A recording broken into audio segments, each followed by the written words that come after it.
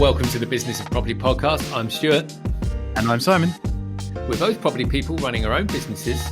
And this podcast is just us chatting, as we often do, about anything and everything property. Sometimes moaning as well. And, you know, we were just having a little bit of a... No, sorry. Did I say moaning? I meant discussing. And we were just discussing leaseholds, Simon. And we thought, why not hit the record button and send our thoughts out to the world like any normal people do? Because I'm sorry. Were you suggesting we're normal? No, far from it. We're in property, so we can't be. Yeah, we're glutton for punishment, I think, is the phrase there.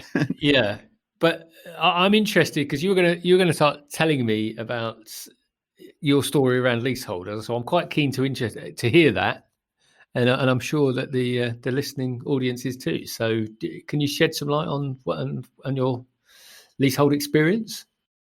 Yes. So going back, I don't know. Oh my goodness, I'm far too old. Going back 20 years, maybe 20-ish years. I was looking at buying property. I had bought my first one, which was for me to live in and rent out rooms. And then I was looking at what I might do next. I think I've mentioned on here previously, but my parents are also property investors. And I was obviously talking to them about it. And I had been looking at flats. So obviously leasehold. Looking at those particularly because they're a slightly lower investment. And the rents. So if you buy a 2-bed flat versus a 2-bed house, the investment's a bit lower. The rent also a bit lower, but not as much. So sort of the returns often look a little bit better on flats. Of course, leasehold does involve a little more ongoing cost, but the assumption is that that's relatively small. I would assert a lot more, but let's come back to that. So I was all in favour of flats. I was all in favour of leasehold as a more accessible way to expand a portfolio. And this just for clarity, this is when you were young, you were fresh, you were new into property, you were excited by the prospect. And lacking experience, yes. I didn't say that. It's okay. I'm happy to add in that, well, as we'll discover, important detail. So I had lots of discussions with my parents about this. As it turns out, I didn't buy a flat. However, my parents did. So my learnings on this are sort of secondhand, but I do feel a little bit responsible for some of this. Because my parents, I think they ended up buying 2 flats, and one of them hasn't been too bad, but the other one turned out to be in a block that then needed quite significant shared repairs.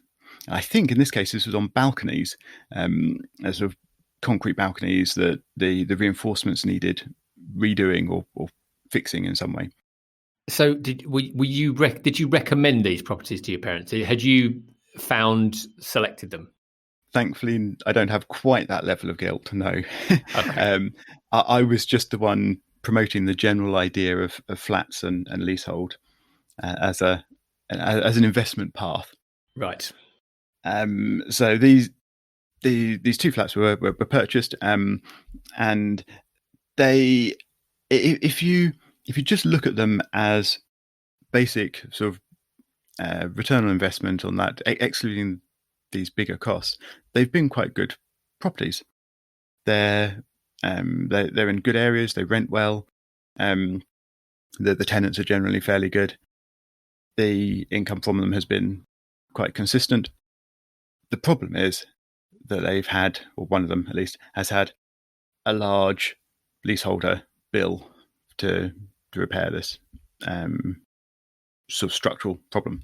Sounds familiar. And furthermore, because it's a reasonably large block, lots of leaseholders, then, or rather the person responsible for sorting it all out, also has the added problem that some of the leaseholders then can't be reached or refuse to pay or don't have the money to pay. And you then end up with a whole heap of extra hassle rather than just the monetary problem. Yeah. And it's just, or it has been, or it turned out to be, I think it's all over now. It turned out to be a multi-year expense and headache Oh, that Lord above. that I do feel slightly responsible for. Yeah. um, so I don't really like leaseholds anymore.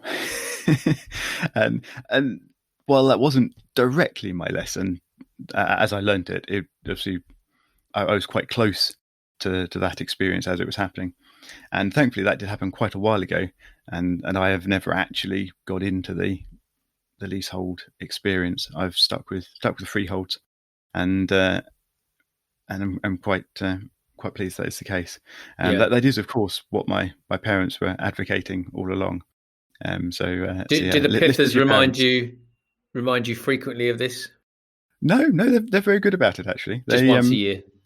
yeah, just now and then they bring up how awful the experience was and the costs involved, and they don't actually blame me. Well, obviously, I'm sure they do internally, but Yeah. they don't vocalise the blame. They just mention the terrible experiences every now and then.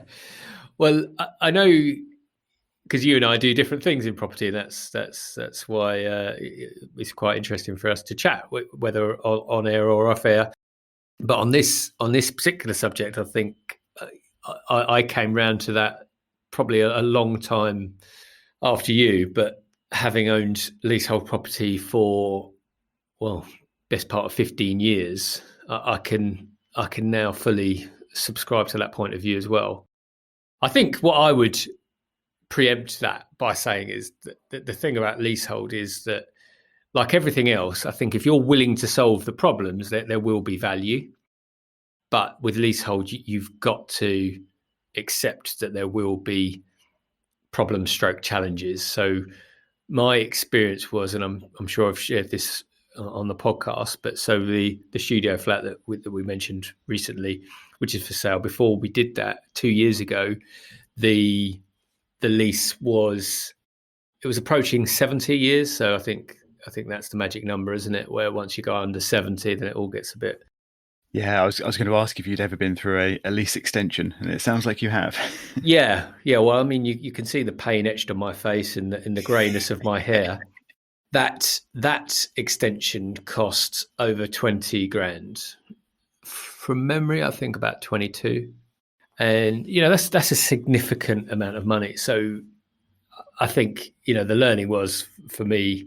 Well, we'd had that property 15 years, so of course when it's 80 plus, we're not even thinking about it. But it is clearly something now I would now think about going into it. I think the point you made, which is a really good one as well. So I do own a share of freehold, which I think is better. Yep. Well, on this property, because there's only four flats, so there's only four of us. But the point you've just made, I think, is a really good one to call out, which is because in the other flat that I mentioned on a podcast last week is, there's 20 owners, and like you've said, not everyone's going to live in the property. A lot of them will be investors, or a number of them will be investors like us. So if you've got problems to sort out, the more freehold, the more sort of leaseholders, the more challenging it becomes, not just financially, but actually emotionally and logistically getting it done. So anyway, the first thing which really eroded my like of leasehold was 22k. If you're buying an investment property, the likelihood is, well, certainly in my case, I hadn't factored in a cost of 22 grand. I'm interested actually when you have to extend a lease and you need to find money like 22 grand. Are there options for sort of remortgaging to gain that capital, or is it just assumed that you've saved up ready for a lease extension? Do you know much about the options around? I mean, obviously, I don't know how you funded that, but did you have to look at finance? The short answer to that is yes, absolutely. Yeah, unfortunately, I don't live a lifestyle where I have sort of cash in my pockets or sloshing around. I know, but most of us don't. I'm being flippant, but No, all of the money we had is going into things. So it would have come out of another property. To answer your question, I think it all depends on I would imagine, I don't know, but I would imagine that you couldn't remortgage the property on which you want to extend the lease for that purpose. But let's just say, and as long as it's not approaching that, and I believe it's 70, because the closer you get to that 70, the more difficult it gets. But let's just say you wanted to put a new kitchen and bathroom in that property, you could remortgage, and then let's say put that money towards a lease extension as well. You might want to do that. Maybe I looked at that. And so I think if you're remortgaging that property, provided it still sits within the bank's criteria. So, and again, it all sits with the banks, because some banks might not like things under 80. Depends on a survey, depends on the property. We're very fortunate, and I'm not going to sell the property again, but because of the location and the property itself, it's and the fact it's always been rented, the bank's usually been fairly amenable to remortgaging. In fact, it has been remortgaged a number of times, that property. Yeah, and I suppose that's the case, isn't it? Just as you own it over time. So if you own it for a while before you need to extend the lease, then you're going to hopefully have some equity in that to be able to remortgage. So that could potentially then fund a new kitchen and a lease extension. Yeah, exactly. I think we just got to say that, because I'd be extremely surprised if a bank would allow you to do that, because I'm just trying to think how that works, because what happens is when you extend the lease, and I'm just trying to think this through. Obviously, when you extend the lease, the existing value will either be retained or increased slightly. So you've got to then get the survey for the remortgage. But anyway, we're heading down a path which has just got me thinking, but we don't need to go down. The other thing is, obviously, when we talk about leases, so again, that's a 22k cost, and even if you amortize that over a 10-year period, we're talking £2,000 a year. And if I look at the rent we've made, the property itself would have probably broken even. The fact that we've remortgaged a few times is what saves the property. However, as far as I'm concerned, that isn't an investment criteria. I don't base it's that's a bonus of this type of investment for me, is being able to get capital out to do something else with. Yeah, it's very difficult to really rely on that, though, isn't it? Because it's a lot less predictable. It's a lot less predictable. My model typically is buying a property. Of course, this is the model most people want to follow, is I buy a property hopefully under a market value, add significant value to it, and then refinance to get that money out. The point, I guess, we're coming to on this is leasehold. Yeah, it's tougher. So the lease on the Croydon property we talked about, that's a long lease. Few challenges with that, as we shared on the last episode. So I'm not going to get into all of those, but the cost of the cladding works had to be split between 20 leaseholders. That has added significantly to the value, to the price of the service charge, and that's the other thing. So the other little flat's got a service charge. Most leasehold flats will have a service charge or and a ground rent, and there may be another charge in there, which for property management could be. So all of the things, and just to our conversational point around leasehold, so you're paying for all of those things. So whether it's a 4-flat house or a 20-flat building, both of which I've got, you're paying for the upkeep of all of that, just like everything else. For the halls to be cleaned, for the communal areas to be cleaned, for the painting to be done, for the cladding works. So all of that has to be taken into consideration. And the issues that have come out of it for me have led me to not liking leaseholds anymore, because of all of these added challenges. I'm doing air quotes, the added challenges. However, the flip side of that, I would say, is that those challenges do present opportunities, because not everyone's going to want to solve those problems. So we bought the 1-bed flat for let's say a reasonable price. The bank's revaluation following the works we have done is 50% greater than what we purchased the property for. So that's significant value increase. Yep. However, we have, as part of that value increase, we had to take on the problems of the cladding, the service charge, which is absolutely exorbitant. We've got to fund that. When it all comes out, provided we don't sell it for cash, we should be provided we don't have to sell it too low, we should be in a good position. But so I think for those reasons, like I've come round to leasehold will be at the bottom of my pile of prospective properties from now on. Share of freehold possibly, but leasehold. So the masonette that you've been looking at buying, how's that going? I nearly swore at you there. That is actually, I believe. Oh God, I wish you should tell me these things. I'll do my. It's a reverse freehold. Don't ask me what that means, please. But no, I don't know. Essentially, there's only two properties in that property. There's only two properties on that freehold. So there is no service charge. There's no ground rent. There is just the two of us to talk about things if and when we need to. So I nearly did swear at you because it was a good question. It's a good question. But no, but that was a reason. So I would look at masonettes, but masonettes are typically single residential buildings in my experience of where someone's converted a previous single residential dwelling into multiple years. I had a look at effectively a flat a while ago. Must have been a couple of years ago, actually. Quite, maybe even longer. But anyway, I had a look at a ground floor flat that came with the freehold for the building.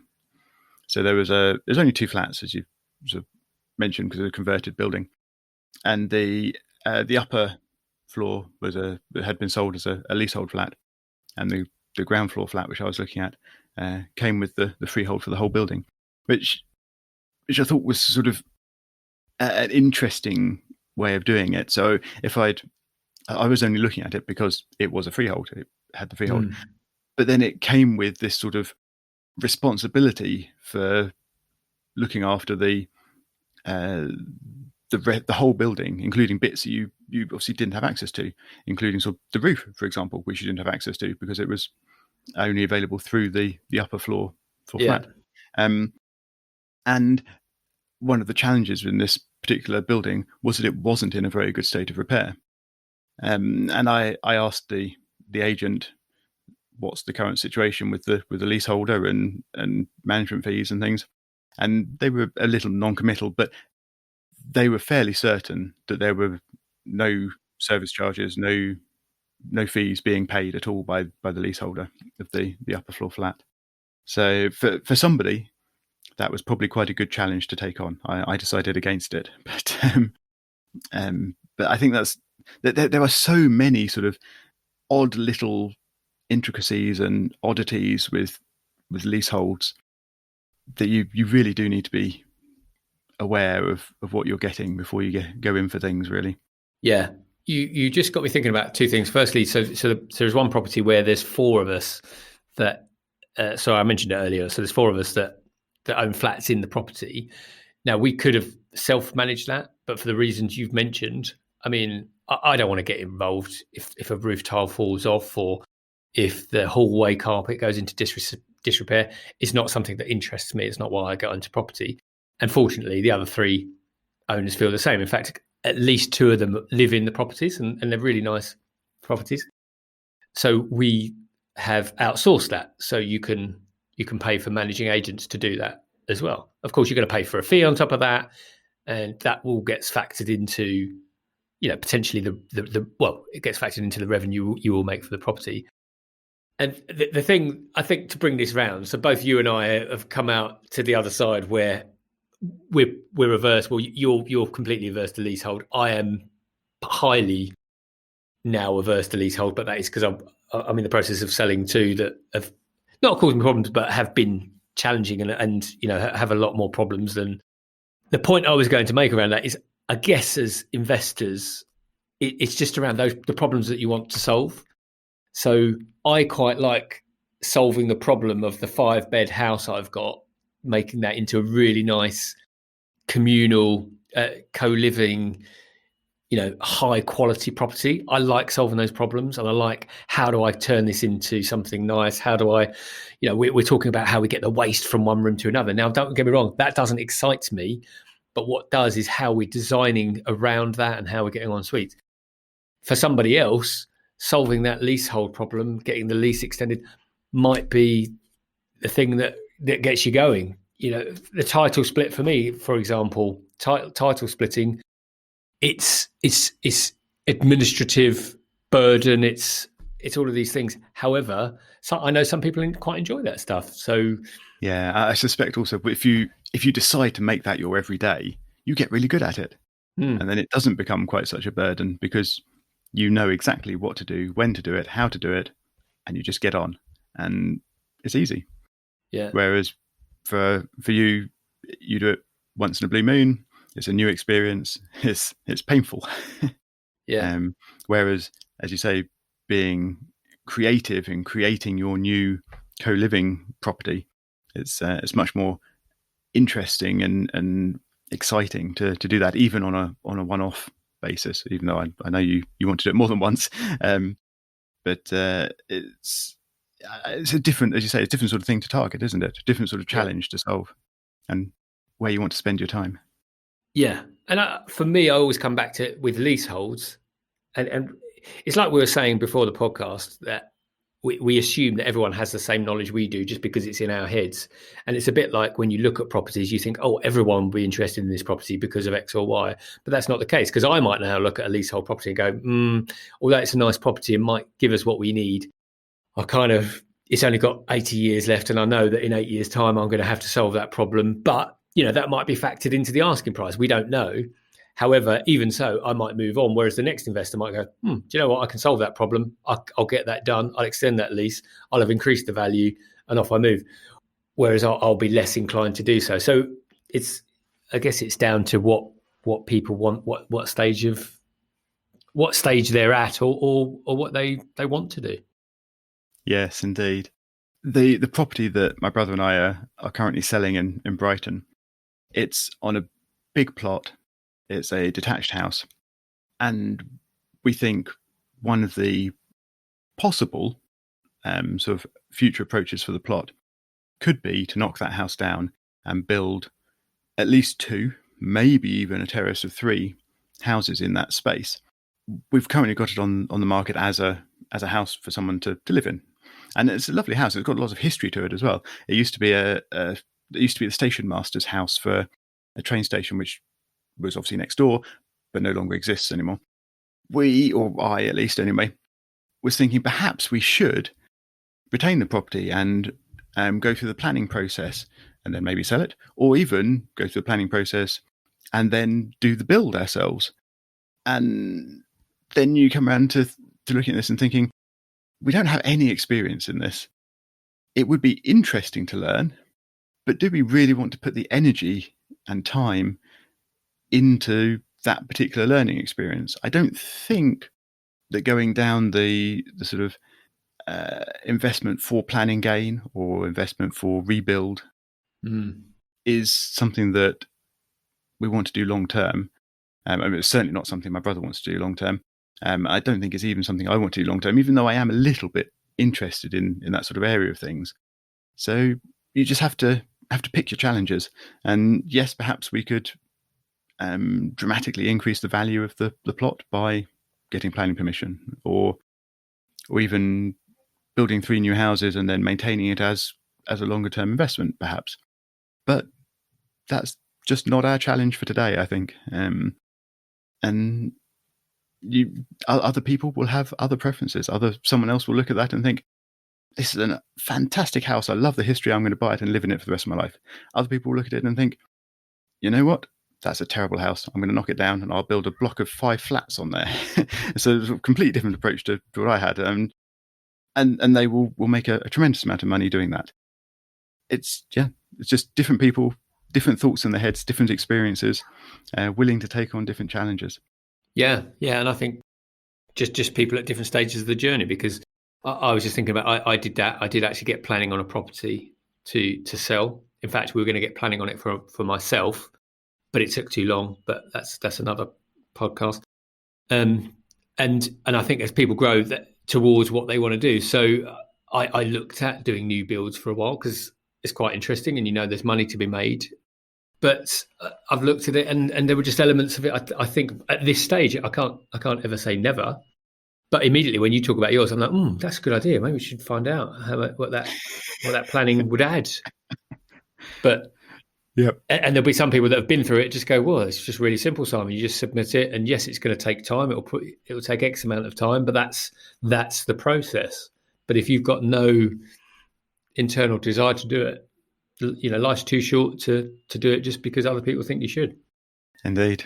So in conclusion, everyone should buy freehold unless they want to buy the 2 flats that you're selling. Yes? Absolutely. But let's be clear, they've both got really long leases. So I've paid for a really long lease. So it's a really long lease property, and the other one's got hundreds of years on it as well. So happy days. And you will have sorted out the cladding costs, so they won't have to worry about that. So exactly, it's just I've been through the pain so that the purchasers don't have to. That's the thing. That's what we do as property investors. We take the pain away from other people. Yep, you've solved the problems already.